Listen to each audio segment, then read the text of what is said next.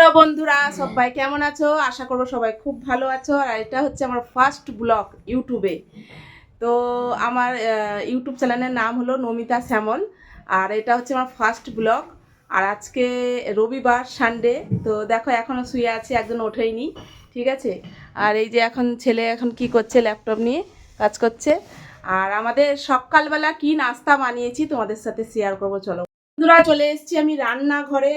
এই দেখো, এই যে আলু মটরের সবজি বানাবো সকালবেলা। আর লুচি বানাবো, ময়দার লুচি হবে, আটার লুচি নয়, ময়দার লুচি হবে।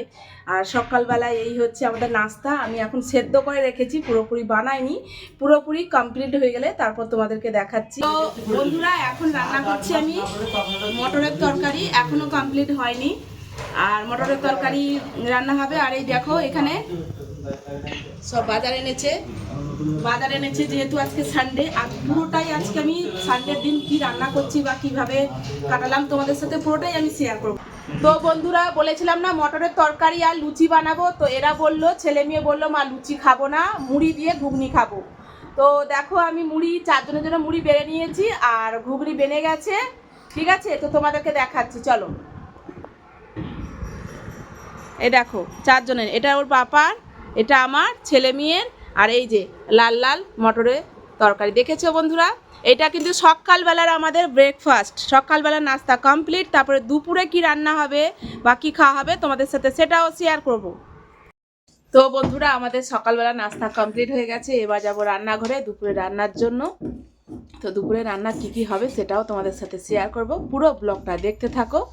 আর কেমন হবে ব্লগটা, কেমন হচ্ছে ফার্স্ট টাইম যেহেতু, তো অবশ্যই তোমরা কমেন্ট বক্সে জানিয়ে যাবে বন্ধুরা।